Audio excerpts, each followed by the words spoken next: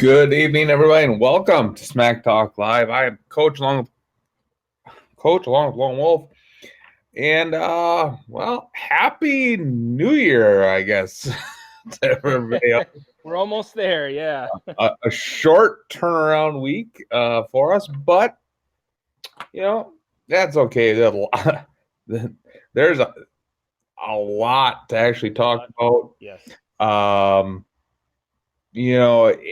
And I got a chuckle because I don't know how many times I've heard it today.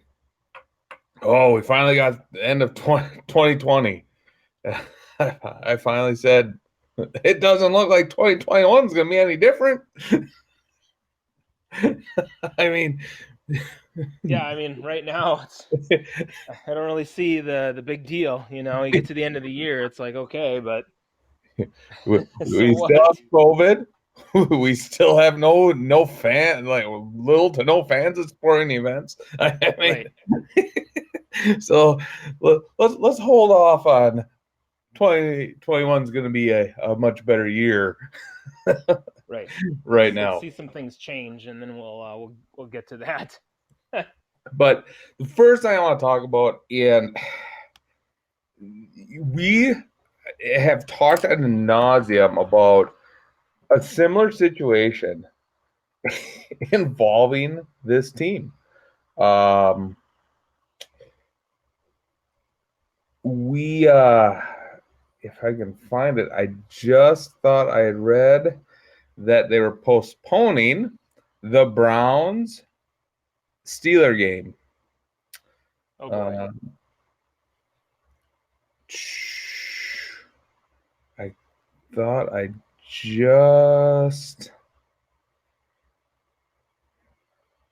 I read it somewhere. But I thought I read a headline. If that's the case, Lone Wolf, if I'm the Steelers, I am pissed off. Yeah. I'm sorry. Why? And I can't stand listening to all these people give all these excuses for the Browns losing to the Jets last week. Right. I mean, You you know, flat out just didn't execute your game plan. You didn't run the football like you were supposed to. And people are like, oh, well, the Jets were not allowing them to run the football. You got to give me a break. You only ran the ball 17 times and you put the football in Baker Mayfield's hands and you said, go out and win us the game. And he couldn't win against the Jets. well, and they're saying, well, it's because they had their top receivers were Right. out I because heard of that. COVID. Yeah. I'm sorry, it's the Jets. Right. It doesn't matter.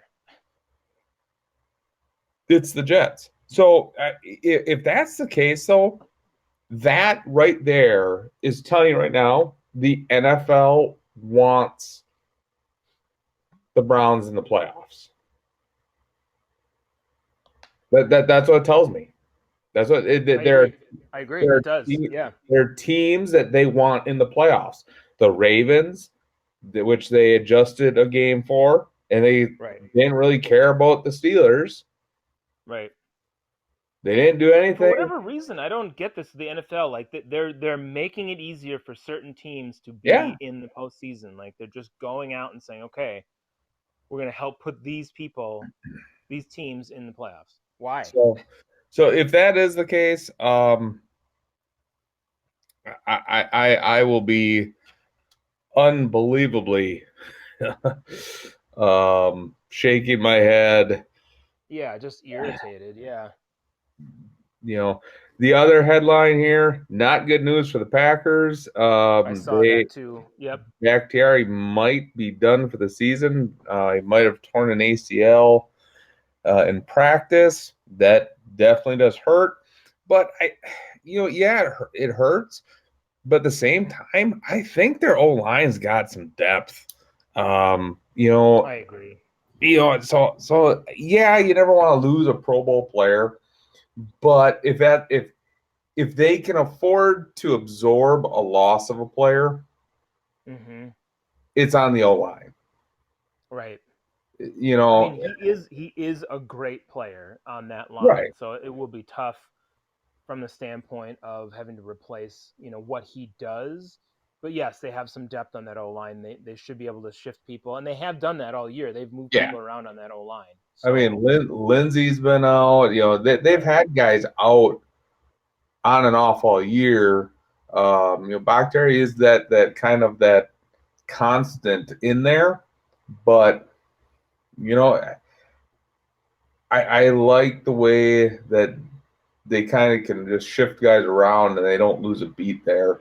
Um, so we'll see.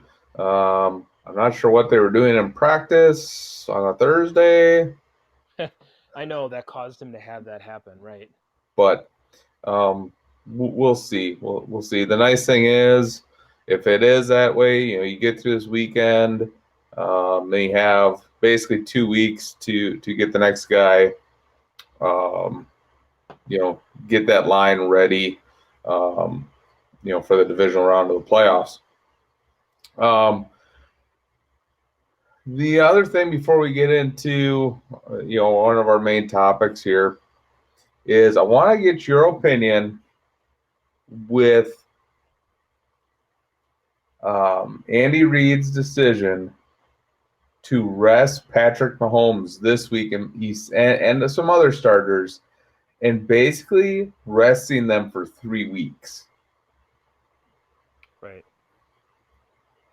Yeah. I mean, I'm not a huge fan of resting players. You saw that a lot with Tony Dungy did that a lot with the Colts. They'd sew things up, and it seemed maybe year after year they'd do that. And I don't know. It just felt like then they didn't have a lot of success in the playoffs.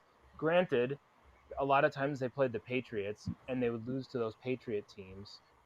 Um, but I just don't necessarily like that. I mean, I know you're trying to prevent injuries and things of that nature, but you're kind of playing poorly right now. Is from the Chiefs' standpoint. They barely beat the Falcons, um, and I don't know if you want to back your way into the postseason. That's kind of how it feels if you do something like that. And then you meet a good team right away in the divisional round, and they're going to come in there and they're going to be hot. they will have won a game, and they're going to want to punch you in the mouth. So I don't know if that's the best choice. Right. And I agree. I can get, giving them, you know, a week off, rest them a week. But 3 weeks when you're not playing at your peak already. Um, I know people, people are saying, oh, they can win all different kinds of ways. They don't have to be playing great. They'll still win games, blah, blah, blah. Basically, they're saying that the Chiefs can't be beat. I mean, you watch any Yeah. sports show, you listen to any podcast when they're talking NFL, that basically cancel the playoffs. Right, because the Chiefs are going to win already. Yeah. Because the Chiefs are going to win. You can't beat them. And I'll tell you what, and I think the Ravens are good. They'll give them a challenge if they would Mm-hmm. get that far. I don't think they can beat them. I'll tell you what, I would put money on it that the Bills can beat the Chiefs. Yeah. If the Chiefs play like they played against Atlanta, Right. and the Bills continue to play like they've been playing, the Bills will win that game. Yeah. Absolutely. Period. Absolutely. Yeah. That I don't see, and that's the thing. I think they've seen Patrick Mahomes at such a high level, and they think he's just going to continue to do that. And Right. that's hard to sustain. Even Aaron Rodgers, Brett Favre, Tom Brady have had seasons and have had periods where their numbers haven't been great. Right. You Yeah, know, they'll have years where they'll be down from what they were. so Um, I agree. I mean, I look at this. Okay, if the Chiefs are unbeatable, they already have one loss. So clearly, they're not unbeatable. And the way that they've looked, they play in a lot of close games or have had a lot of close games this season. But the teams that they have ended up beating in those situations, like the Charger game was really close. The Falcons game was really close. Well, those teams are not any good, right, So they, of course, they ended up beating them. Now, the Dolphins played them pretty good, but the Chiefs did not play well in that game either. Now, I mean, that could be the game where people will say, well, look, Patrick Mahomes threw 3 interceptions and they still won the game. Sure, they did. They're still a really good team. I'm not taking that away from them. But to say that they're preordained to win another Super Bowl and that they're unbeatable, absolutely not. This team is a beatable team. They can lose in the postseason. So I think that just needs to be acknowledged as opposed to just handing them the title. right.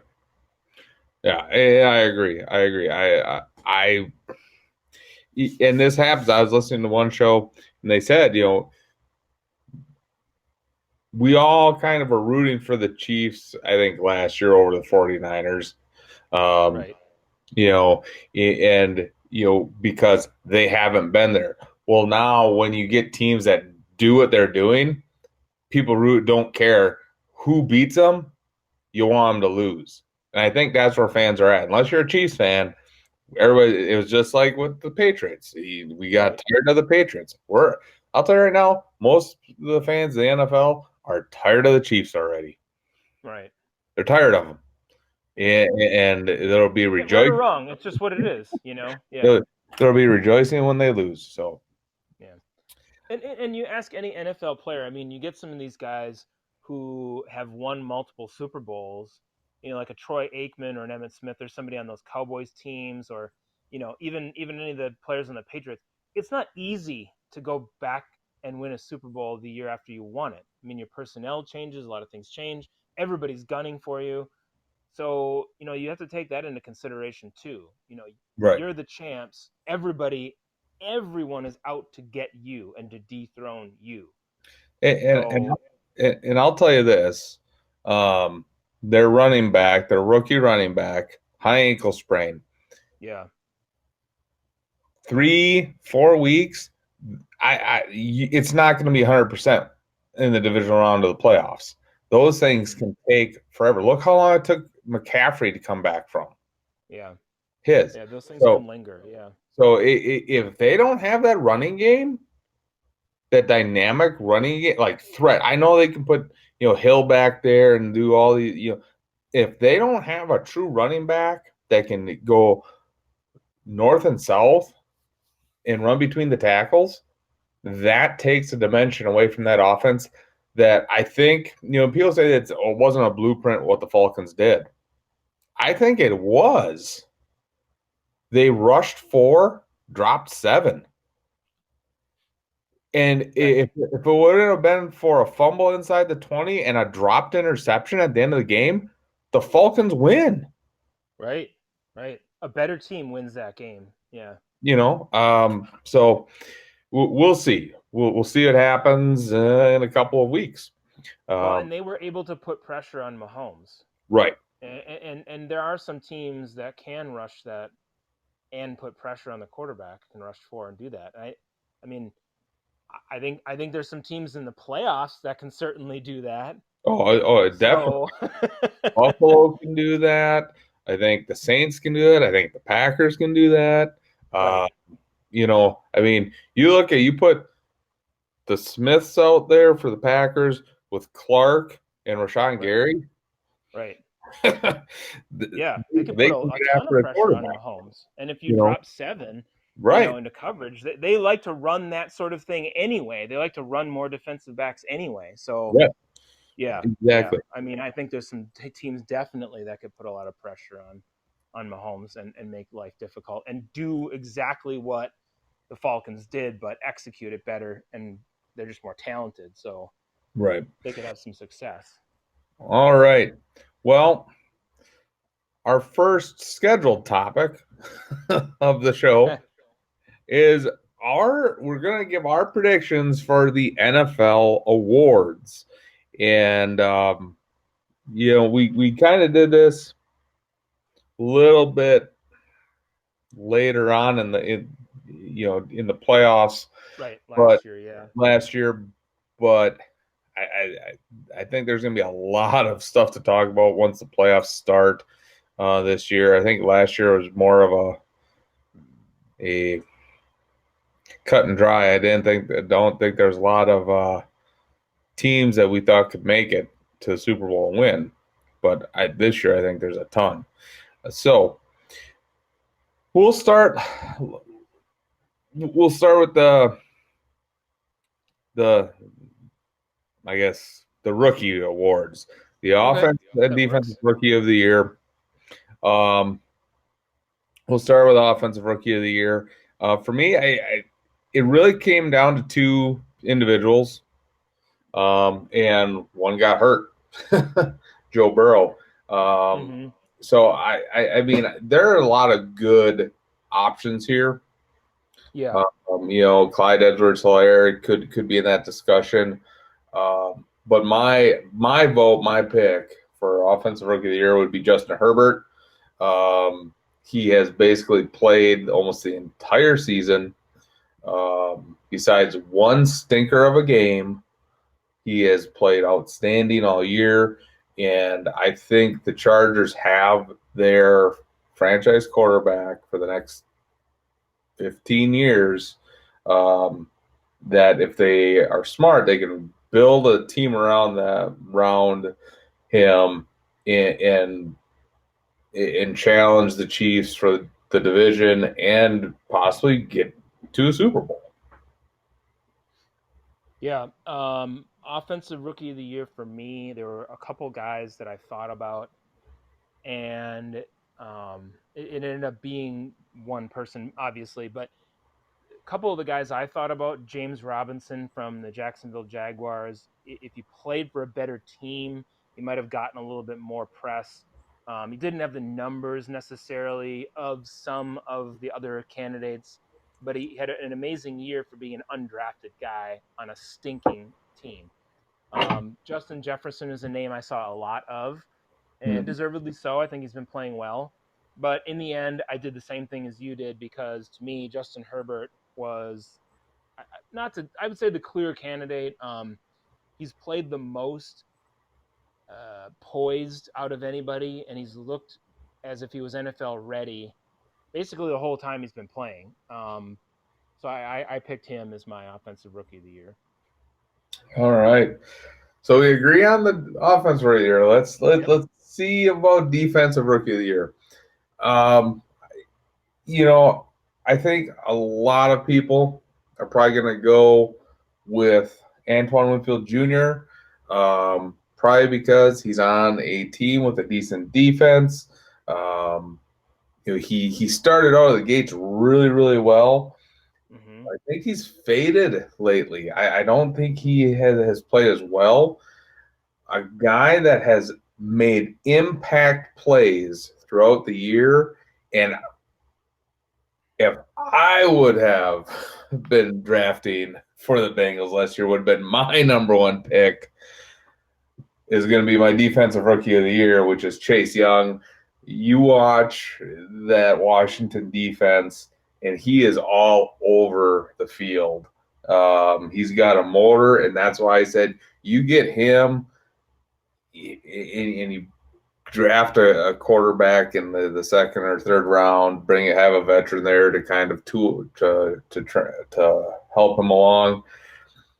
You're not going to find a guy like Chase Young very often in the draft. Yeah.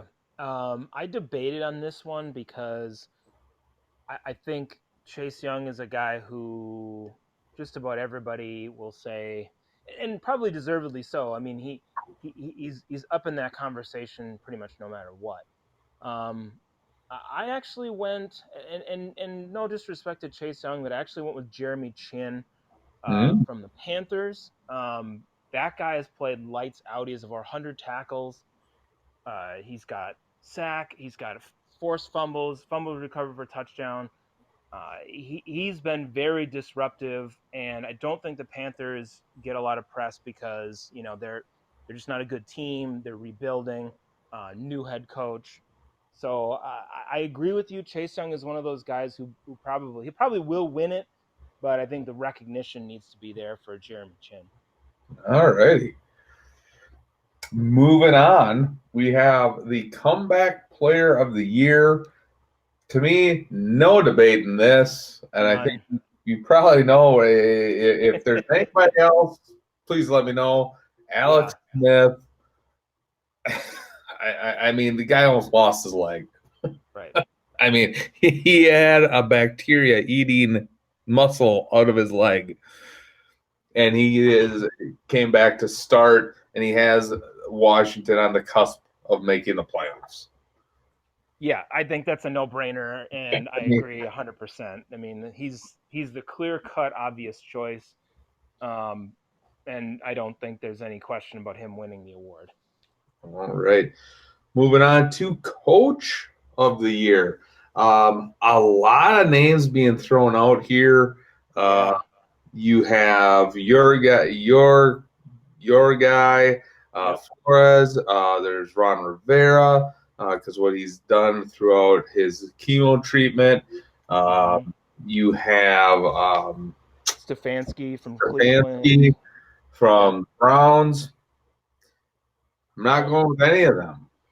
Okay. All None of them. right. I think, and here's why. Okay.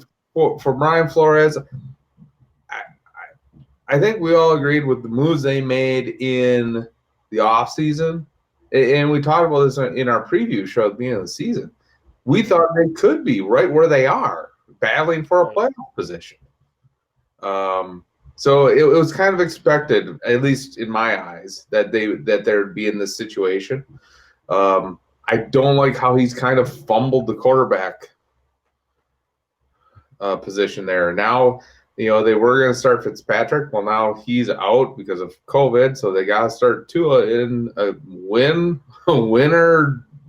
We need lots of Limited. help Yeah. situation. Ron Rivera, great story, but I don't know if it's great. It's a great coaching job. You're still going to be a sub 500 division champion if you win the division. So I, Right. yes, you won the division, but it's kind of the only reason we're talking about you winning the division is because your division stinks. Yeah, your division is so horrible. Yeah. Any other year, we'd be like, oh, okay, yeah, you were better than last year, but not really that great. Uh, Mm-hmm. Stefanski, you lost to the Jets. You disqualified. You lost to the Jets. Sorry, sorry. Automatic disqualification. You lost to the Jets. Yeah, You yeah. lost to the Jets. All you need to do is win that game, really, and you're in a Yeah. position right there to be in the postseason. And you're good. So you're probably Yeah. there. Okay, you got rid of the three obvious candidates Well, for I think I've got a couple other people in mind too. So I'm thinking, what direction you my might go coach in of the here. But year goes to a guy that I thought the team was going to stink. Yes, they have a couple of really good defensive players, but I think their offense is limited because the quarterback and I see what the you're doing. Okay. lack of running backs at the beginning of the season. That is Sean McVay. I Right. really think. I don't even care if they miss the playoffs. I thought they were going to be one of the worst teams in the league. Yeah. And Yeah. what he's been able to do with that offense, with because I'm telling you right now, you look at that offense, you're not sitting there scared of any of those weapons. No. You're not sitting there thinking, "Ooh, Jared Goff is gonna rack up all these stats on us and beat us with his arm, or they're gonna throw the ball around, or they're gonna have a running back that runs for 200 yards." But he is able to piece together an offense to go along with that defense and have them in a situation to make the playoffs.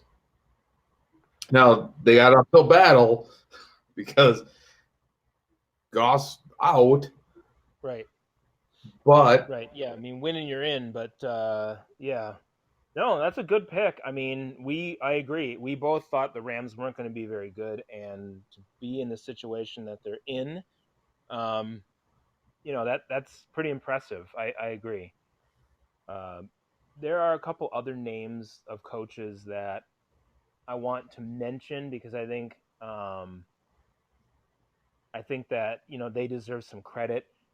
Kyle Shanahan won't win the award, but I think based on the amount of injuries and people that they had that were out this year, it was more than a mash unit in San Francisco, and to be still in the position that they're in, I think they're really talented, obviously, but I think he's done a good job of coaching, nevertheless, juggling who's even going to be there week in and week out.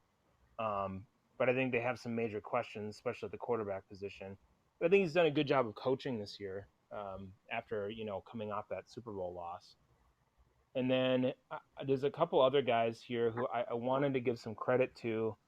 Who one of them I think has gotten the credit in Sean McDermott in Buffalo. I think people have been talking about him quite a bit. I think he won the year. I think he won last year, didn't he, as coach of the uh, year? I'd have to go back and look, but I Okay. don't I, remember. Okay, but either way, people have been talking about him. But there's one guy I want to give some credit to, and he doesn't really get that. And I think people talk about his quarterback all the time, but they don't talk about him that much. And that's Matt LaFleur. Um, I, I I didn't give him the award, but I think he's right up there. This guy's had more wins in his first two seasons in Green Bay than anybody else, and that's crazy to think about. I mean, this is the land of Vince Lombardi, and we're talking about a guy who isn't being really talked about that much. You know, People tend to talk about Rodgers a lot more than they talk about Mhm. the job that Matt LaFleur has done. And they're probably going to be 13-3 again this year, so that's two 13-win seasons back to back. Um, but my guy for Coach of the Year, yes, I agree with you. He's made some fumbles with how things have turned out, but I think he's playing these guys against each other, and it's working out and winning games. And that's Brian Flores in Miami. I think he's just playing mind games with Tua and Fitzpatrick. I don't know. It just seems like it's like no, I'm going to start you. No, I'm going to start you. But now you're going to come in for relief, and it's pulled off. He's pulled off a bunch of wins, so I'm giving the guy credit. I agree they should be in this position, but finally the Dolphins are in heading in the right direction. I give him a lot of credit as a coach. All right. Moving on to defensive player of the year.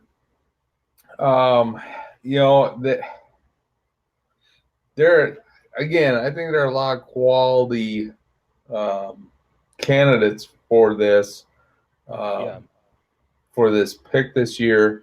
But I think this is a guy that I mean he has really I think the casual fan when they hear his name they're just gonna think of the helmet, swinging a helmet.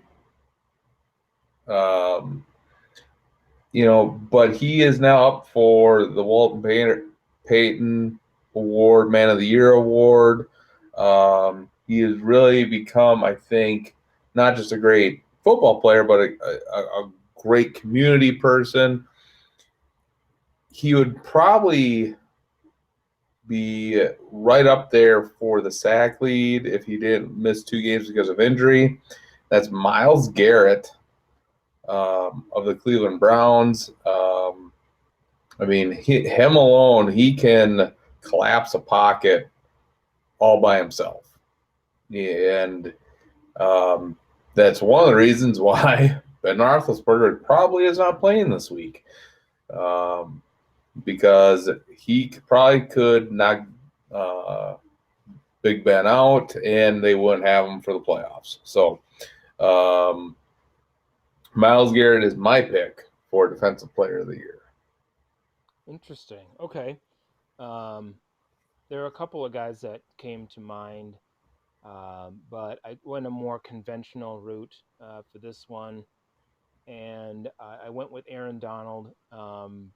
He's just a disruptive force, no matter what. He's got a lot of sacks still. He gets double teamed constantly, and you just have to account for him every single time that you step on the field. I think that there are other players out there in certain years who might deserve the award. This year, I don't think so. I mean, I look at other potentials like a T.J. Watt or a Xavier Howard, and those guys have had some really good years defensively, but I think Aaron Donald um, takes the award again. All right. Moving on to Offensive Player of the Year. Um, this, I'll tell you what, this guy well, I shouldn't say single handedly, but he was a driving force down the last couple weeks of my fantasy season. Scored big points for me in the championship game, which I am my league's champion. So have to give him kudos for that. Um, and I wouldn't be surprised if he even got mentioned in the MVP talk. He is not a quarterback, but that Mhm. is Stephon Diggs. That guy this last month has been unstoppable. I don't know if you watched the Patriot game the other night, I but watched enough of it to see what he did in that game. his Yes. 50-yard touchdown reception right before the half, in between two defenders, Yeah. catches it and then outruns them. And then at the end of the game, the diving touchdown. I mean, yes, Josh Allen's having a great season. He would Right. not be having the season he's having if he did not have Stephon Diggs. No, not at all. So No. Stephon Diggs is my offensive player of the year. And I think, I was going to bring this up last week, but since you brought up Stephon Diggs, great trade for Buffalo and Yeah, Minnesota. I mean, it still kind of worked out with Minnesota. They got Justin Jefferson in the draft, and he's not Stephon Diggs, but he's got yeah, the potential. So it's you know, but it worked out great. I mean, in yeah. Buffalo for sure. Yeah, I mean, this instant connection with Josh Allen and this offense has been tremendous. Yeah, I think he's been amazing. I watched some of those, and the Patriots played uninspired, but he tore them to shreds. He just dominated them. My offensive player of the year is also a receiver. However, Ooh. this is a different person.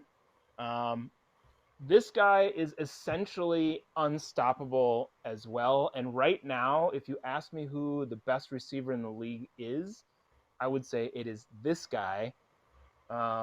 He plays with one of the best quarterbacks in the league, so it's pretty easy to see that, and their connection is undeniable. And that guy is Devonte Adams.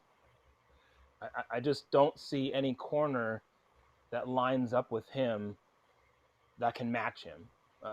And they've played some good corners this year, but Devonte Adams is just basically unstoppable, and he's got the numbers with missing a couple of games this year too. He's got 17 touchdowns, so I mean he's basically you line him up and you know he's going to get catches, you know he's going to score in a game. Right now, he's just on fire. Right. And that's a good pick too. Um, you know, you can't argue with either of them. Yeah, you really can't. I mean, Diggs is playing a lights out right now too. Yeah, so um, just real quick before we get to the MVP discussion, it is confirmed David Bakhtiari is done for the rest of the year. So, okay. you know, they'll have to do some shuffling Yeah, blow to the Packers for sure. there, blow to that offensive line. But like I said, that was probably one of their deepest positions. So, Yeah. uh, you know, and they had some guys on. They had just signed a couple of guys too. Okay. Um, you know, they have L L. You're getting some breaking news in right now that could affect this weekend's game. That's the Breaking breaking news news. for David Bakhtiari, I'm Yes, guessing. it So was. It was. But yeah, Jenkins, Billy Turner, Rick Wagner. You know what? right. I wouldn't put it past them to get at least in this game Mm-hmm. get the rookie out of Michigan, Runyon, Oh get yeah. him in there. He's gonna be good. Right. He's gonna be. I think he's the one thing the Packers are really good at doing: drafting young offensive linemen and developing them. You Yeah. look at all these guys that turn out to be Pro Bowl linemen that on the Packers. It's guys they drafted and developed.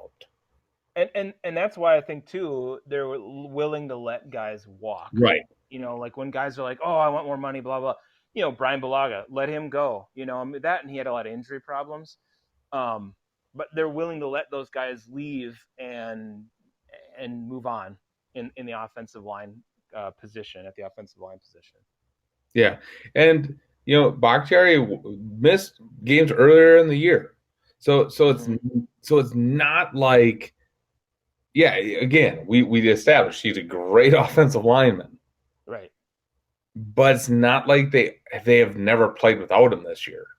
Right. Exactly. Yeah. So yes, he's hard. He's going to be you can't replace him. You have to retool your offensive line and make it the best you can.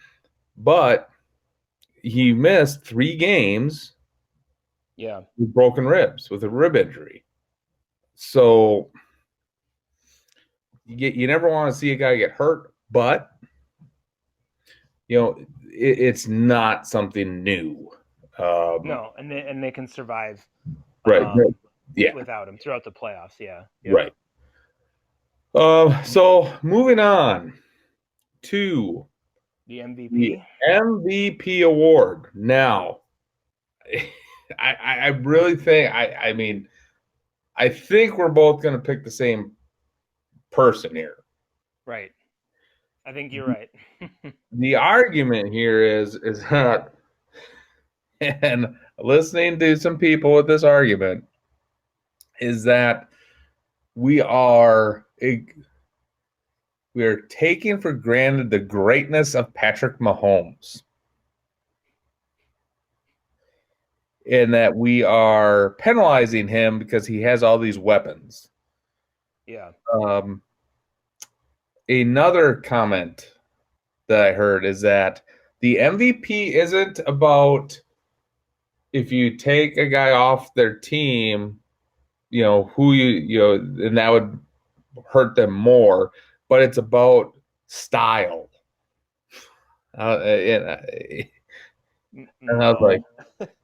it was a ESPN a host. His dad Yeah. played in the NFL. You can put two and two together, and I that almost was the Beavis comment of the week, but not God, it quite. almost should be. I mean, that's just There were a lot just since Sunday, and yeah. and I only have audio of one, but we'll go over a few others that I didn't choose.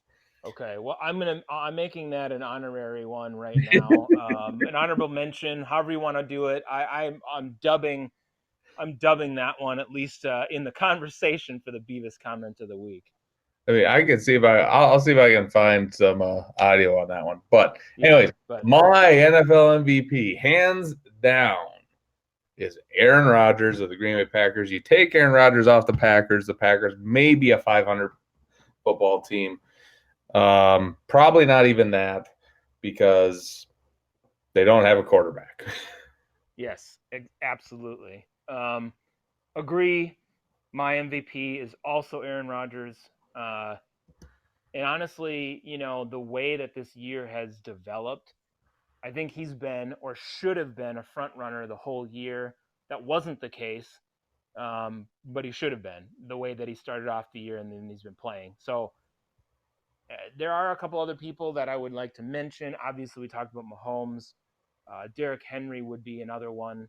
I think he should be in the conversation, but I don't know that you take him away from the Titans and they're not still at least a decent team, depending on what their rushing situation would be like. But he's at least a guy that should be mentioned in the MVP conversation. All right, exactly. So yeah, those are our picks for the NFL season awards. You don't have to agree with us on these, but Mm-hmm. that's what we feel, and that's what we're gonna go with. So, um, Yep. we agree on some, not agree on others, but hey, that is why we do it. So, moving on to our hot seat. Yeah, I don't think much has really changed, so this will probably go a little bit faster than normal. Yeah. I, I guess it's to really talk about it. I mean, really, I don't know if we need to go over the hot seat, and we just did it 3 days ago, and there haven't been any games played. Right. Right. So, I'd rather say, maybe we look at it and, like you mentioned before, what job in the off season is one that you would want if you were a coach, going to one of those teams where somebody's going to lose their job. right, and that's what I was going to say. Um, I'd like us to each pick our top destination that's either open Mm-hmm. or we feel is going to be open. According to our hot list. Um, and there's really, I think, two that I would consider if I was a head coaching candidate right now. One, well, neither of them are officially open, Right. but I think They probably will one, be. Yeah. one for sure, and there's a good possibility, depending on how this weekend goes, two will be. The first is Philadelphia. And people are saying, why would you pick Philadelphia? Well, here's the thing. You got Carson Wentz, who, if you can salvage him, can be a franchise quarterback. And if not, you trade him, and you have Jalen Hurts, who can be a franchise quarterback. Right. So you have two options at quarterback. You have some young pieces on offense. You need to improve your offensive line. Their defense isn't horrid. It's not great. It's an average defense. So you add a few pieces there. I mean, they're only 2 years removed from winning a Super Bowl. Right. It's not like that whole roster's gone from the Super Bowl championship. And they're still in, and I don't think this is going to change next year. They're still in the worst division in football. Right, right. So that'd be one. My other one, and this is one. It's going to be a tough division, Mm-hmm. but I think you have a foundation there. You have really nice young offensive talent. You have a defense that you have a couple really good players that if you just add some pieces to it could be really good. Um, and I think you have the best rookie quarterback in the league, and that's the Los Angeles Chargers. Right. That would be my top destination if I would get to choose any opening right now. Um, some people might say, Detroit. I'll tell you right now, if I was a GM, I went to Detroit, I'd be trading Matt Stafford Yeah. and And getting I drafted. think it's funny because, Coach, I finally read something, an article, and I don't remember who it was, but I think it was on NFL.com, and they're like, well, you could just see that Stafford is, he should be out of town, like he wants to finally leave Detroit, blah blah blah, and he should be. And I think it was David Carr, maybe that was the one who was talking about it, and it's like, how long ago did you and I bring that up? And you brought it up first. But how long ago did we start talking about it? And now people are like, well, I think Stafford probably want to get traded, probably want to get out of there. This is something we were talking about before the season. This was in the last season we were talking about this. Um, Now it seems like it's a foregone conclusion. But yeah, we predicted this a long time ago, and it's the right thing for the franchise at this point and him. Oh, exactly, exactly. Yeah, he needs to go somewhere where he can win. And Detroit needs draft picks. Um, so Right.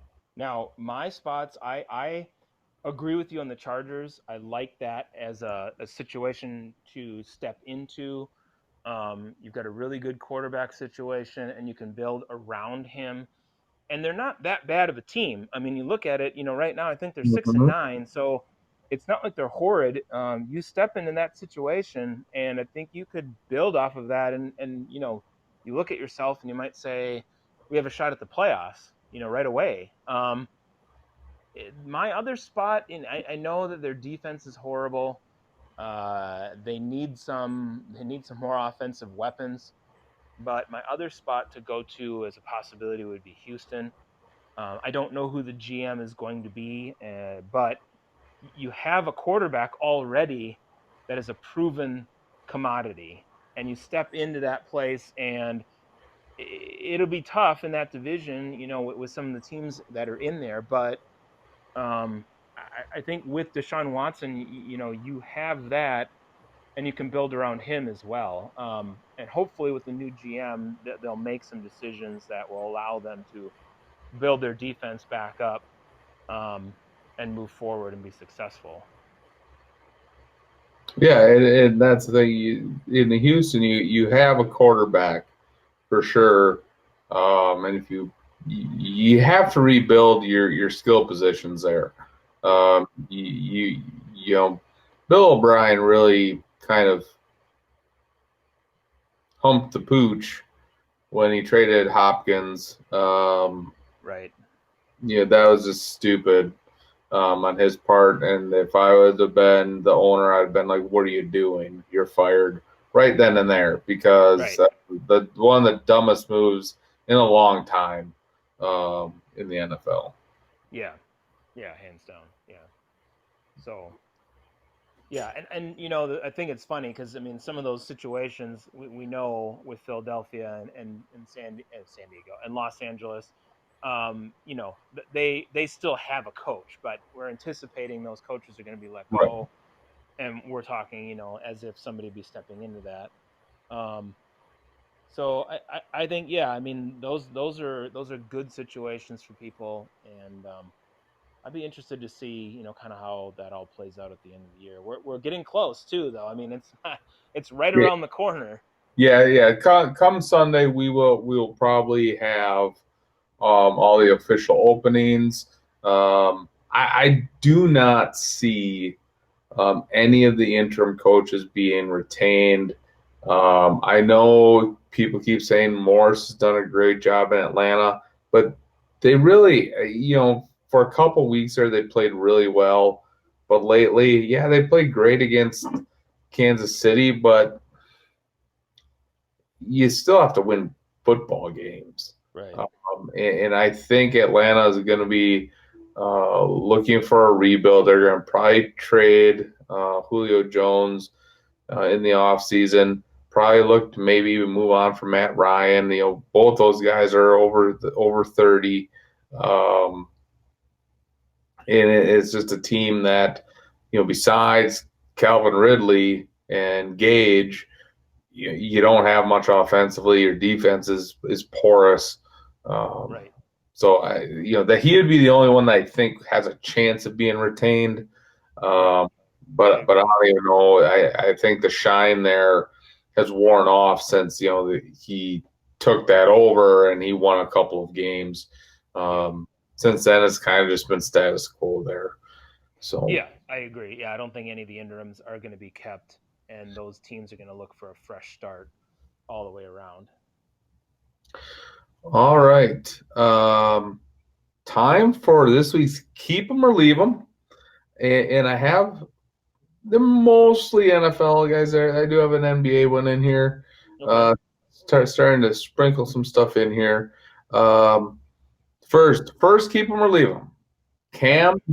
Cam Newton, keep him or leave him as a starting quarterback in the NFL. Leave them. James Harden, Okay. keep him or leave him. Do you want him on your team? Keep him or leave him. Oh, I thought there was more to it than that. I'm like, just James Harden. Keep him or leave him as a human being. No. you want I'm like, this is okay. you want him on your Would I roster. want him on my team or not? Yeah, I'd keep him. I think attitude problem, whatever the issue is in Houston, the guy can ball, so keep him. Here's my question for you on that. Let's talk Yeah, about that a little bit here, because we do have more time. Do have some time. Um, so my concern would be, depending on where he goes, I guess I would keep him or leave him, depending on what team he'd be going to. sure. At first, after Giannis signed his supermax, I was like, they should go get James Harden. But then you start hearing kind of the stuff that he's into and the stuff that he does. And I think he would be a detriment to the atmosphere that they're trying to build in Milwaukee. So it really, if you were say to the Bucks, I'd say leave him. I don't think his personality fits well there. Mm-hmm. But like a Golden State, yeah, keep him. That he'd probably fit in well there. Um, you know, the Nets, I'd say keep him there. I think it'd just be hilarious to watch those three guys eventually start throwing fisticuffs at each other. Well, and that's what would happen. I mean, You know, yeah. I just think, I know what you mean culturally, but I almost feel like there'd be enough ball to go around in Milwaukee, and but you don't have stars in Milwaukee that are going to end up in a fist fight with Harden. Like Giannis, these guys just I don't think they would. I mean, like as if he did go to the Nets, yeah, then you've got, that ego versus ego versus ego. but that's not what I'm worried about Milwaukee. My worry is when Harden has a day off, he likes to fly out to go party and go do all this Sure. stuff and then not be with the team on trips and kind of do his own thing. Sure. Yeah. And I don't think that meshes well with the Bucks. because that's not what Giannis wants. His whole thing is building a family in that locker room, and I don't think James Harden wants to do that. No, I agree. He kind of wants to do his own thing, like Houston's wanted him to do, and I think that's part of why there hasn't been a deal yet, because I think teams are looking at it and they're like, do we want to deal with this? Right. Well, and when he left Oklahoma City, you remember, I mean, he was only the other piece in that group at the time. Yeah. So when he went to Houston, it's like, now I'm the man, and that was kind of how it played out in Houston. And now he still is that way, and probably much more so since he's been in Houston and been the feature guy for so long. Um, so yeah, I get what you're saying. I just feel like it depends on what you did. If you bring him in there and you expect him to last long term, maybe not. If you brought him in and you said, okay, we're going to keep you here, but not for very long, and we're going to use you to win a championship. Yeah, I don't know. I mean, that would probably work. So Yeah, you have to be very careful, I think, with that, and then that's why I think there's not been a deal done yet. deal yet. Yeah. If I'm Milwaukee, I may look at, okay, hey, let's get a 3-team deal going. Harden can go to the third team. We'll get a star from, a stud from, Houston or whatever, and swap a guy out here or there, to kind of build some depth, because, right now they're still kind of figuring things out. You kind of see that one game they're scoring 150, and then the next game they're losing to the Knicks right now. That was pretty But bad. Yeah. I mean, they haven't had a traditional training camp, so by the time they halfway through the season, they'll have that stuff worked out. Yeah, and we'll get into this more with the NBA, but what I would say about that is, if my team loses a couple of games early on in the NBA season, or they're like 2-5 or something, I don't worry about it and I don't care. I mean, like, that is not a cause for concern for me It, as a basketball fan of whomever, and they're supposed to contend. one thing I think when you look back, especially the Bucks last 2 years, it was all about winning a ton of games in the regular season, Right. and then they peaked before the playoffs, and then you weren't there in the playoffs.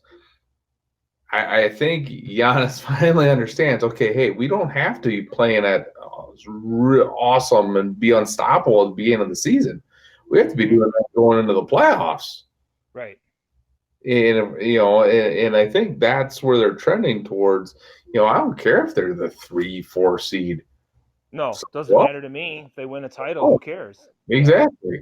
So we'll see. We'll get into that here as we move forward, especially after the NFL playoff field is set, as there won't be as many headlines to talk about. The next keep 'em or leave 'em, we're going to go with Sam Darnold. Yeah. I'd say leave him. I think it's time for him to move on out of the Jets organization. They need to move on from him.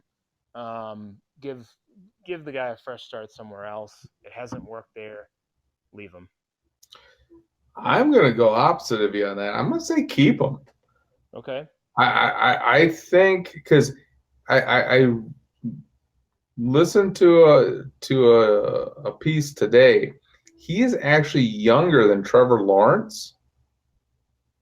Wow. So his ceiling to continue to grow and improve is higher. Sure. And if you actually look at his play, it hasn't been horrible. He's just got a really bad roster around him. Who's he throwing the ball to? Yeah. He has Frank I've never been a fan of his. Ever since he got drafted, I've never been a big fan of his. I feel like he turns the ball over too much. I see. I'm starting to not think he's going to be an awesome NFL quarterback, but I think he Right. can be kind of like a Trent Dilfer. He's not going to have great gaudy numbers in a Hall of Fame career, but he can do just enough if you build a team around him to guide your offense and win a Super Bowl. Um, I just you never see him overreact on a bad play. You never see him fly off the handle. It's just I like his demeanor, and he, and it may just be lip service, but he keeps saying, "I have to get better. I have to get better." He keeps putting it on him. So I like that. I think if you go into that Jets organization right now and you have him or one of these young guys coming in, I would keep Sam Darnold and bring in a veteran backup. Now, but coach, would you still keep him if Adam Gase was still the coach? Oh, hell no. Yeah. Okay. So and that's what I'm saying. Like, I mean, this is But yeah. here's the thing. If I as Sam Darnold would ask to be released or traded because Adam Gase is a quarterback wrecker. I mean, he's proven. I really think you get a quality coach in there. I think you can salvage Sam Darnold, and that's why I would keep him. You Gotcha. pick up this 5th-year option. You don't have to spend another first-round draft pick on another quarterback right away. Maybe take a guy in the 3rd or 4th round just to have another young guy. But and we'll get this into more of the draft and my feelings on these other quarterbacks coming out. Right. Well, we The already next, talked about one of them for sure. So yeah. Another, the next keep or leave them. Trevor Lawrence is a generational talent that only comes around once every 10 to 15 years. I say leave him. He is not Peyton Manning. No, leave him. I agree. I think he'll be a quality quarterback. He I don't know. He kind of rubs me the wrong way.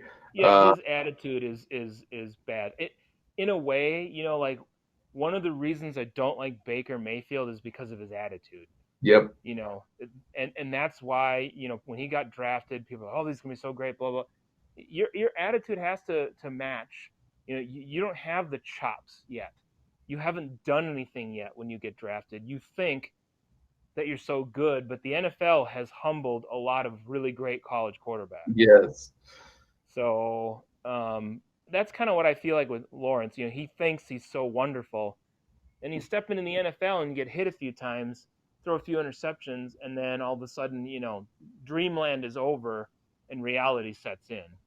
Right. And he's gonna go play for the Jacksonville Jaguars. So yeah. Good luck with that. The next keeper leave him. Justin Fields will be a successful quarterback in the NFL.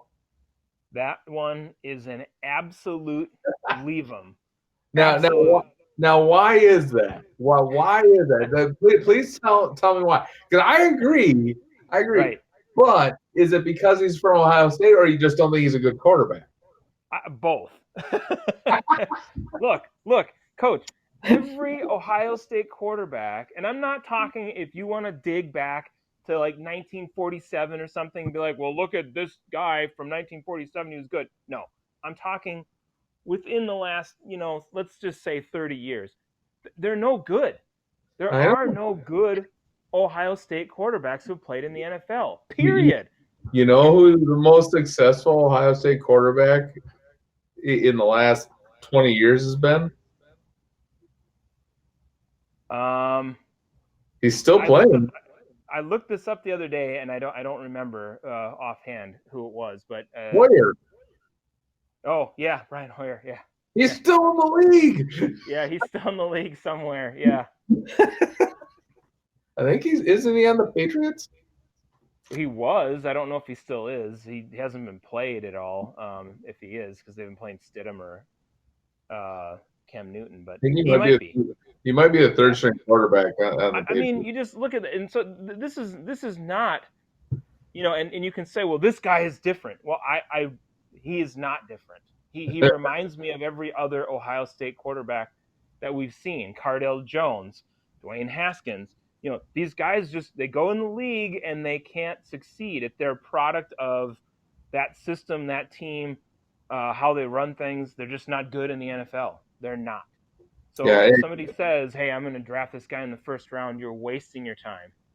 And I got it'd be another candidate for the Beavis comment of the week. We can add, like I said, I have audio on only one. I'll go over some of the other ones, and we could choose any of them to be the Beavis comment of the week. The one about Justin Fields is I almost peed myself when I heard it. Does it match the Rex Ryan comment about the Browns being a Super Bowl team? No, it doesn't. But the funny thing is, I just watched some Rex a segment on Rex Ryan, and then he was ripping the Browns. Oh man! All right, so I love it. We have two more to keep more leaves on. Okay. A.J. Dillon will be the starting quarterback for the Green Bay Packers next year. Well, he won't be the starting quarterback, but he might be the starting running back. I mean, I'll leave that first comment for sure. At this point, I'll say leave him. I think you've got one game where you saw what he was capable of, and I don't know that that's enough for them to say, okay, we're going to move on from Aaron. And, they kind of run a two-back set anyway. So will one of those guys be out of there? Yeah, maybe, but I'm not ready to say leave him on that. I'm not ready to say he will be the absolute starter and they'll move on from Aaron. I'm going to say keep that. Unfortunately, Aaron Jones is going to ask for too much money. Packers are already going to be over the cap next year. There's going to be cap casualties. Aaron Jones is going to be allowed to move on. And that's why they drafted A.J. Dillon. And I'll tell you what, that was a decent defense that he ran all over. I know it's not as good as last year's Tennessee defense, but that's still a good defense. I think you're going to see a big dose of A.J. Dillon this week also against the Bears. Because if they can start getting two guys rushing for 100 yards, I don't care who you are. You're going to control the ball. What's the best way to beat a team like the Chiefs? Right. Just keep Patrick Mahomes on the sidelines. Exactly. Let him sit there while you drive down the field for 12 minutes or something in the quarter. Right. Yeah. Exactly. So the final, keep him or leave him. Eric Bieniemy will be a head coach in the NFL next season. Yeah, I say keep him. If he isn't, then that's to me a travesty. He should be. I say keep him. Eric Bieniemy will be a head coach. And the reason I put it on there, I read an article the other day of why he hasn't been, and there have been some executives that are no longer with the teams that they were with when they were interviewing, and they said he interviews very poorly when he's in the interviews, and that he is not actually making the play calls. He is giving suggestions to Andy Reid, and Andy Reid is still making the final play call. So he is not the one calling these plays during the game. Mm-hmm. And that, If that's true, that's concerning in terms of him right. actually being a head coach. I agree. So, If we don't know if that's true or not. right. I'm just saying Yeah. that's what the article Sure. said. So, you know, I hope they give him an opportunity. I mean, he's still technically the offensive coordinator of the defending Super Bowl champions. And Craig, you hired a wide receiver coach that never had a coordinator position before in the league. But hey, A-. And he got an A- grade this year. Oh my God. It'd been A plus if it wasn't for that clunker. That's right. Just Oh that one. man.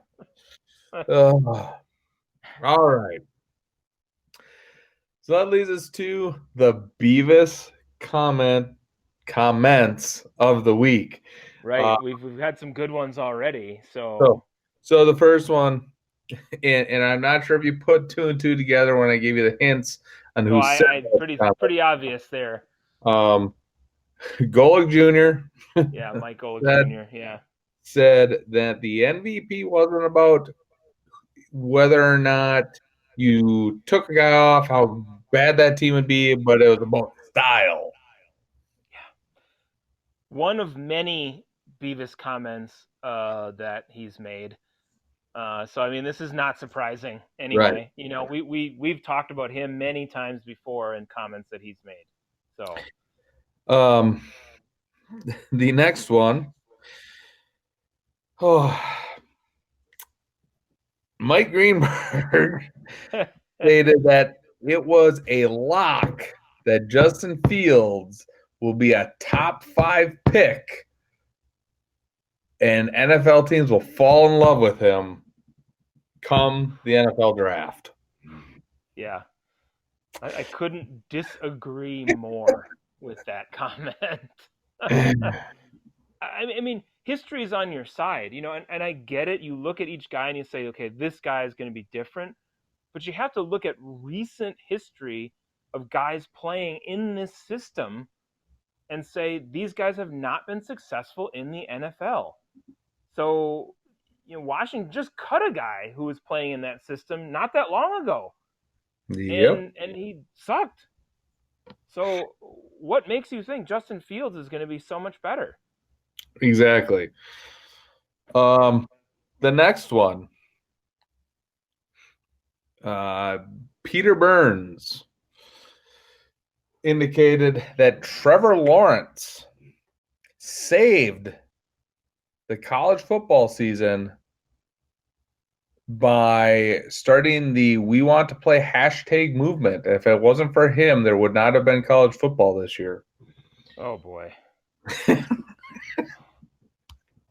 Yeah, that one probably is that your comment that you originally picked out? No. Oh, okay. There's one more. Okay, because right now to me that one takes the cake. I don't even know how you can say that and actually be serious when you make that comment.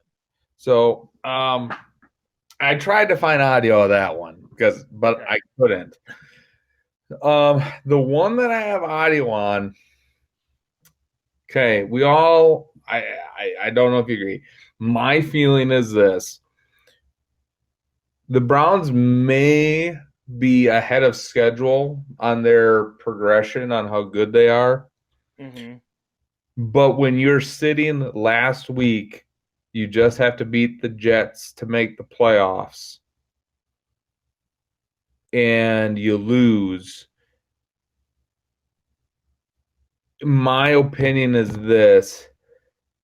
that this season would turn from a good season to a very big disappointment of a season because you were there.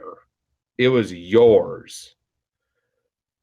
Okay. And I don't know if you agree with me on that, but I know Dan Orlovsky disagrees with me, and this is what he has to say about the Browns season right now. A failure if the Browns don't make the playoffs. No, it's not a failure. It would be disappointing, but it's not a failure. I think three things stand out for this season. First of all, the Browns in the 3 seasons before they got Baker Mayfield had 4 wins. Okay? Combined in those 3 seasons. They got 10 this year already with a chance to get to the playoffs. You want to get to the playoffs, but the 2 big questions have been answered. Do we have our quarterback for the future? Yes, Baker Mayfield has proven both on and off the field that he is your quarterback for the future. Do we have our coach for the future? Kevin Stefanski has proved that. Those have been the 2 biggest questions since really this organization came back. Who was going to be our long-term coach and who's going to be our long-term quarterback? That in and of itself is a success. I understand you want to make. All right. So that last part, the season is a success because they have their long-term quarterback And they have their long-term coach. So I don't think that this season is an abject failure, because if they don't make the playoffs, I have to agree with the first part where Well, right, god awful. I mean, right. I'd agree it's not a failure, but it's a big disappointment. It's a disappointment. Yeah. I mean, you look at the Browns and remember, this is the same team that had won 1 game in 2 years. You know, over a stretch of 2 years, they were 1-31. Right. I mean, So it was just, you know, they were giving free beer to their fans to ask them to come to games. They're like, we'll give you beer if you come to these games. I mean, the Beavis part of this comment would be they have their season is a success because they found their franchise quarterback and their franchise coach. Right. I agree with you. It is a Beavis comment, and here's why. He said Kevin Stefanski has proved that they found the guy for the future. Okay. He's proved that he can go out and he can beat teams that he's supposed to beat for the most part until they lost to the Jets. Exactly. Okay, so come on.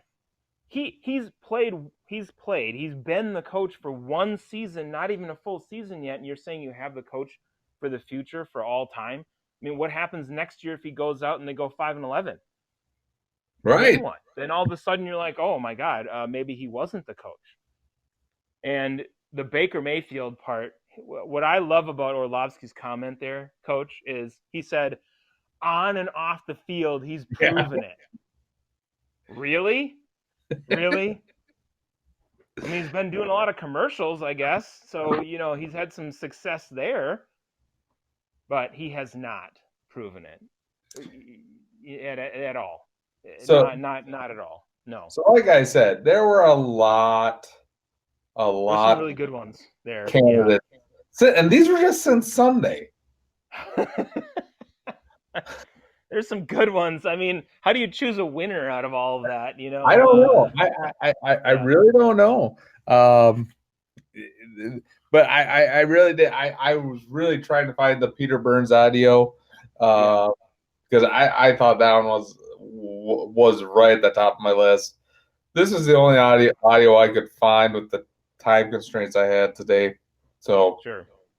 But no, and that's a good one. I mean, I think people are just, you know, there's overreactions. There's too many overreactions all the time. Every single year, there's always an overreaction. So this year, the overreaction on the Browns, everybody was going gaga over them, and they might not even make the playoffs.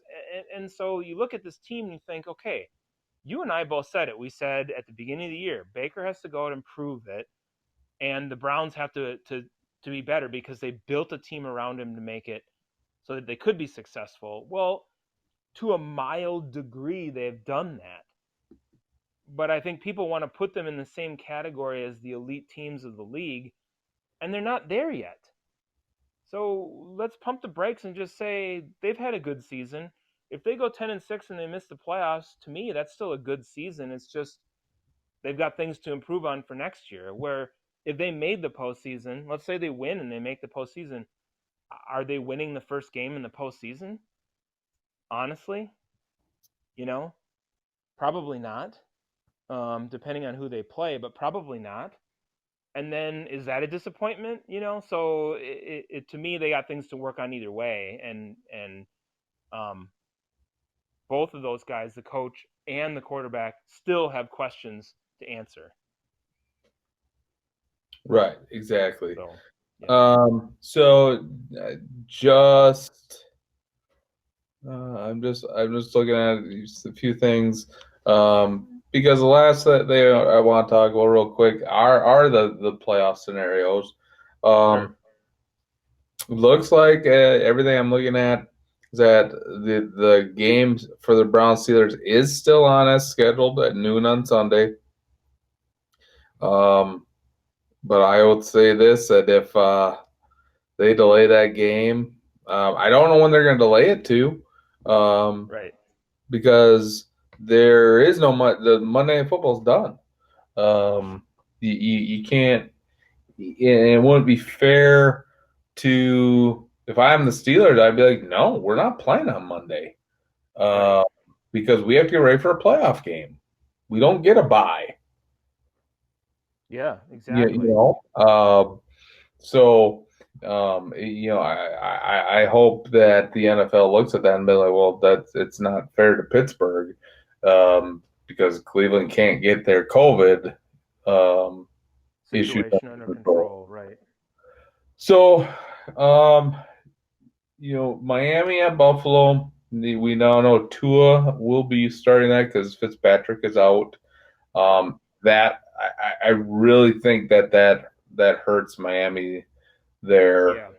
Yeah. Um, and I think Buffalo's gonna win that game because I don't think Right. Buffalo's gonna rest their guys because they want that number 2, because if anything they at least get 2 home playoff games. Yeah, Um, I think they want the playoffs to run through them at least up until they'd have to face the Chiefs if the Chiefs make it through. right. So, yeah. Baltimore at Seattle. I think Baltimore will win and be in. Um, I don't think they're as scary as people say they are. Um, No, no, I don't think so. And I told you, we were talking over the course of the week, uh, that people have them rated as high as the number 5, the 5th best team in the NFL. yeah, And they're I don't think talking so. about Lamar Jackson because his last 4 weeks. If you compare these last 4 weeks to last year's last 4 weeks, his numbers are better, and he won the MVP last year.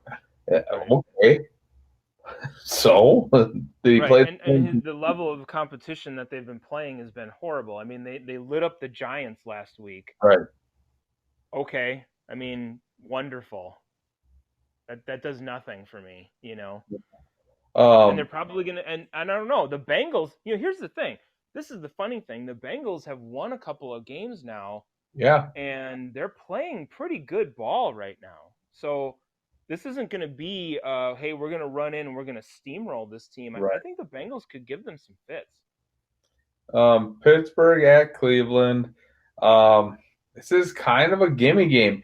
If Yeah. Cleveland's missing guys because of COVID, Pittsburgh is resting guys. Um, it's a toss up. I think it's smart for Pittsburgh to rest their guys because they really didn't get a bye week. I Right. don't think it's going to really help them in the playoffs, because I just don't They trust can't run the football. their Yeah. offense. I'm gonna go with Cleveland in that game. I think they win and get in, Yeah, I uh, agree. because when you take Roethlisberger off the field, your offense is already kind of inept with him on the field. Now you're taking him off the field.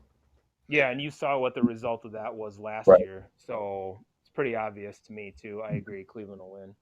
Um, Dallas at New York. God, that we are looking at the Dallas Cowboys could potentially be in the playoffs. Actually make the playoffs. Oh my lord. Oh, the NFL season is strange when you have to say that that's a possibility. It's at New York. Daniel Jones is back. He's not 100%, but he's close. I do like New York's defense a lot better than Dallas's. I'm going to pick the Giants to win this game, and then wait to see what happens with the Washington game. Packers at Chicago. Packers knocked the Bears out of the playoffs there. Jacksonville and Indy. Indy will win that game. If they lose that, they don't deserve to be in the playoffs. See, Tennessee at Houston. I expect Tennessee to win that. Washington at Philly. I'm going to take it. It all depends. If Alex Smith is starting, Washington will win. I agree. If Alex Smith isn't, then I believe Philadelphia will win, and then the winner of Dallas, New York, goes to the playoffs. Right. The biggest game will be Arizona at the Rams. The Rams still have a good defense, but that offense, I mean, if McVay, I'll tell you now, if the Rams win this game with having a guy that's never taken a snap in the regular season, Right. and you don't have at least one of your top running backs, you don't have Cooper Kupp, if they win this game, I don't know how Sean McVay doesn't get coach of the year. Yeah, I mean, yeah, you look at that and the utter limitations offensively that they would have. I agree. I mean, I voted for somebody else, but I still agree. I mean, that is an amazing job if you were able to pull that off. But now, with And a lot that hinges on said, that game, you know. with that said, you look on paper right now, Arizona is clearly the favorite to win that game. So Yeah, I would say defensively, you know, the Rams are still really good, so they're going to give the Cardinals a lot of pressure. It's going to be difficult. The Cardinals, if you want to talk about anybody being disappointing to me, I think the Cardinals have been kind of disappointing this year. And now, granted, I get it. It's year 2 of this whole thing with Kingsbury and everything, but I still kind of thought, like we talked about before, they were going to be in the postseason, and they've really kind of squandered a couple chances there to put some teams to bed and to put themselves in a position where they didn't have to wait until this last week to get into the postseason. But I think in the end they'll probably win this game and they'll make the postseason, that being that last team kind of skating in on the end. So yeah, and that's the thing, that is one of those games with all the injuries that the Rams have, puts them at a disadvantage. But now Kyler Murray's not going to be 100%. yeah, He has that leg injury. He says he's fine, but what else do you expect out of a starting quarterback in the NFL that basically is playing for your season? It's basically a playoff game. yeah. For them. Yeah, he's not going to say I'm feeling horrible. I don't know if I can play. I mean, he's going to be like, yeah, I can go in. I can play, of course. So, yeah, that there's a lot of action, and this is all because they had the seventh team. If they didn't have the seventh team, a lot of these games wouldn't matter. Yeah, a lot of this wouldn't matter at all. We wouldn't even be talking about a lot of this stuff. Yeah. So we can bash the NFL for some of the decisions, when regards to delaying games with the COVID stuff, and treating teams differently, and all that stuff. But adding that seventh playoff team in each conference, they got what they wanted, which was all. You look at it, over half the league is playing a meaningful game this year or this week. Right. Even the that's Packers, what you want to see at the end of the year. Even like the Packers Bear game, it's big for both teams. It is, yeah. Not just the Bears. Right. So Packers want to lock up that number 1 seed. They want the playoffs to flow completely through Lambeau. Well, and now they need that because you lose Bakhtiari, you need an extra week to get your offensive line sorted out, maybe even Right. bring in a guy Yeah. that to bolster that depth there. And they did possibly pick up some depth on the D line with picking up Snack With Harrison. Harrison. Yeah. We'll Yeah. see if he reports, because the report out of Seattle was he just didn't want to play anymore. Right. And I have a hard time believing that. They Yeah. didn't put him on the field much at all anyways. Right. So I think he wanted an opportunity to play. Yeah, and it just didn't work out there for whatever reason. And yeah, I don't know what he'll do here, but if you get some depth, I'm fine with having some depth on the Yeah. defensive line as you head into the postseason. So Yeah, because when it comes down to it, in the playoffs, run the ball, stop the run. I don't care if we're in the new throw the ball around, score a million points. If you can run the ball, stop the run, you have a good chance of going to and winning the Super Bowl. And I think that's why you saw a really big concerted effort from Green Bay against the Titans on running the ball, and they ran for over 200 plus yards. yeah, Um, yeah, you I know, was gonna say, I mean, you look at that game, and yeah, Aaron Rodgers had a lot of touchdowns, but you know they they ran the ball very successfully, and they keyed on Henry. Yeah, he had 98 yards, but they always had 5 or 6 man fronts. They always put more pressure on him running at any point, and they try to take that away as much as possible.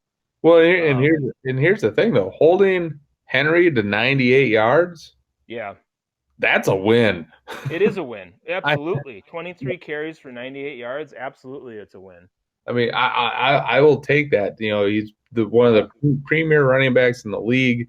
right. Uh, Yeah, the guy's a bulldozer, yeah, especially in December. Yeah, and he normally just trucks people come this right. time of year, and you held him under 100 yards. It was kind of like when Barry Sanders played. If you kept him under 120 yards, that was a good day. Yeah, yeah, You know, then people are like, "Oh, Barry Sanders, who's that?" yeah. Well, I think some people are sophisticated enough to know. So, but yeah, it's one of those things where I think they have a good formula, Hmm. and if they can win this game, I know people are saying, "Oh, you get Drew Brees in the playoffs." You get Drew Brees with those sore ribs at Lambeau Field in January. Yeah. He is not going to like that. And they And don't, and they haven't necessarily that squad has not necessarily traveled well in the playoffs. Um, and let's not forget, they lost in the playoffs last year. right, So this is not a team that, yeah, I agree. I think the Packers are the odds-on favorite in the NFC. You put anybody up there, and I worry, I worry about them if they come to Lambeau. But at the same time, I'd rather have people be coming to Lambeau. the Tampa, Saints, the whoever it is. the So, one team I would say can give Green Bay fits, hmm, because they have a formula. They gash them when they play them during the season, is Tampa Bay. yeah, Now, they haven't been running the ball as well as they did at the beginning of the season. Um, so we'll see. But that yeah, is one team I think you have to be leery about. right.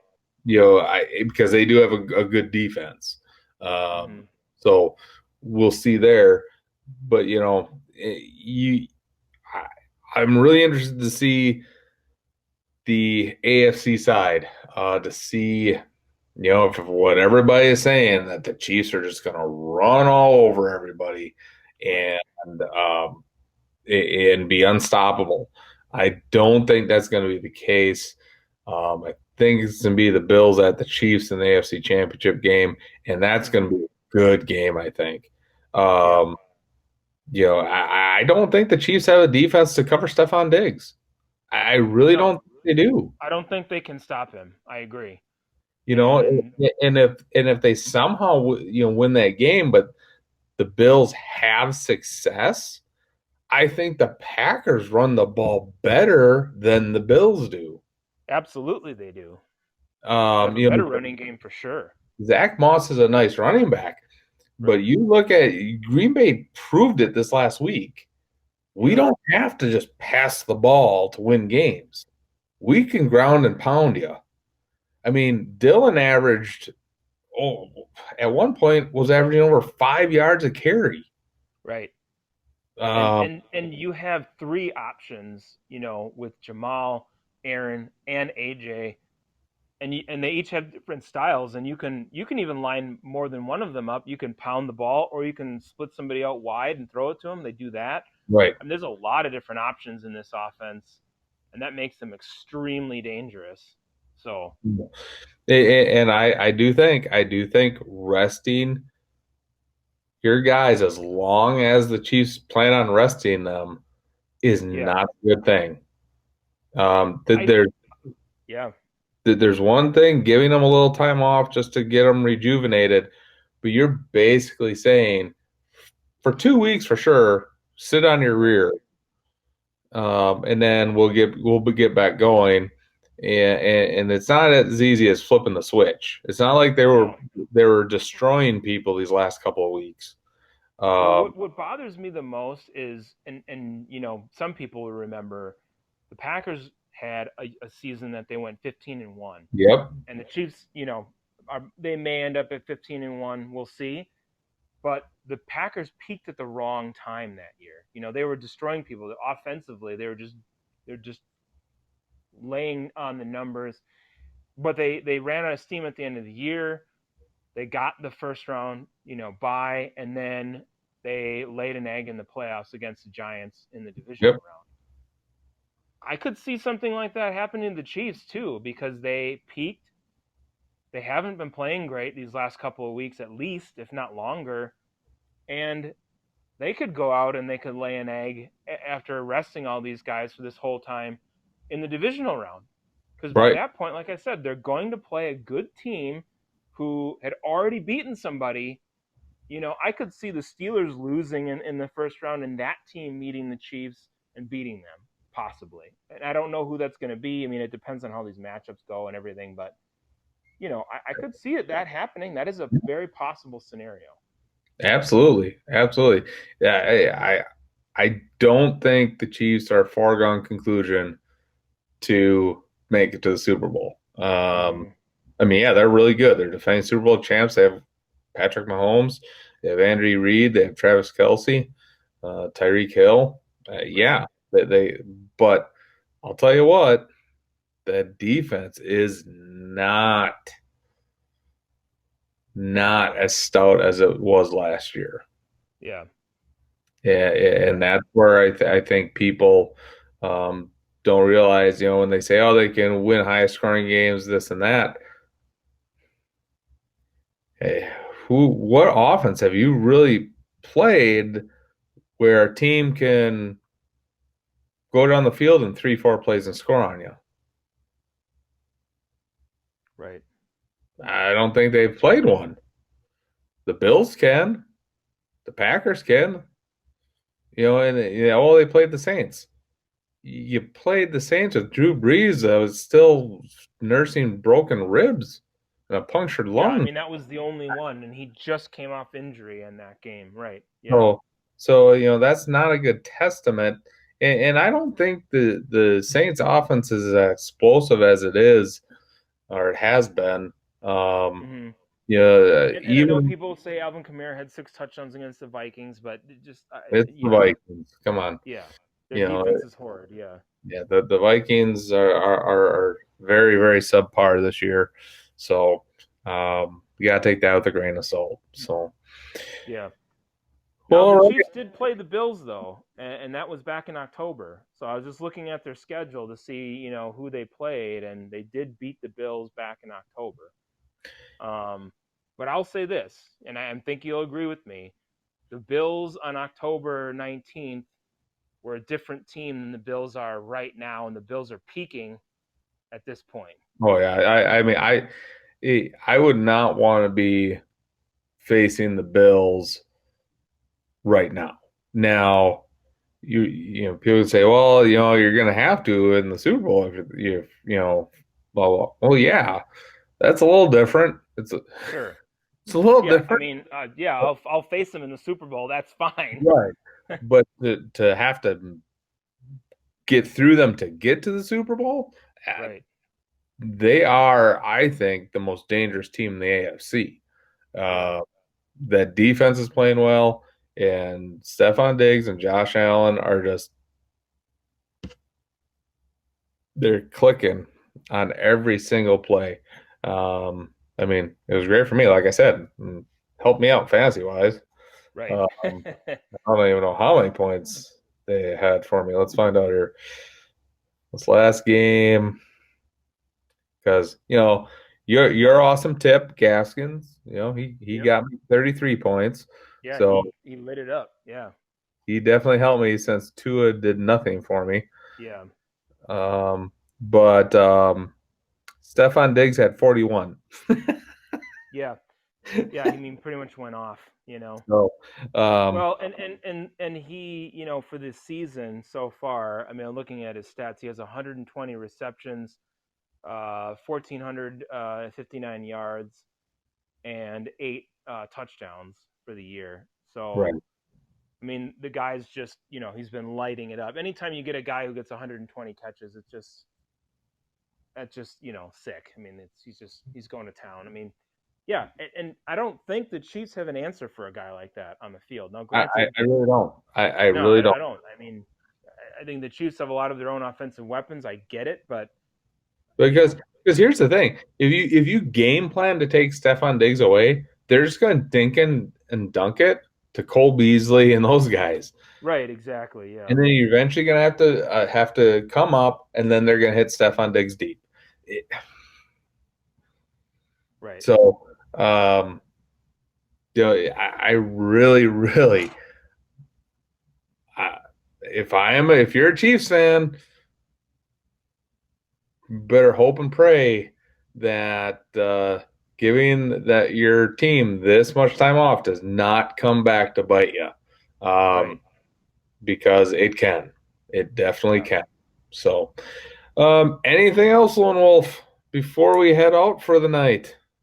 No, I think we covered it. All right. Well, again, Happy New Year, everybody. It's early enough. Doesn't matter where you are in the country. Still early enough. Enjoy your New Year's Eve, however you're going to enjoy it. Say adios to 2020. Yep. And next week could very well be our maiden live video podcast. So Exciting. so we'll put an announcement out on our Podbean Live, on where you can do it. It's going to be on YouTube and all that stuff. We will be downloading and uploading the audio onto Podbean. It just won't be live right away, because of bandwidth, all the tech Yeah, all that jargon stuff. stuff. We just don't have enough of it right now. So, Right. but yeah, it'll be, I think, a lot more entertaining because we'll have pictures and all and graphics and all sorts of fun stuff. All sorts of So, fun stuff, and you'll see our smiling faces, which you can never yeah, go wrong. you'll be I able think to so. see You it. know, come on. All right. Thank you, everybody, for listening. Again, please follow us. Go over to our YouTube channel. All our episodes from our very beginning last year are on there. The audio files. Subscribe to us there. Have a great night, and we will talk to everybody next week. All right. Have a good New Year's Eve.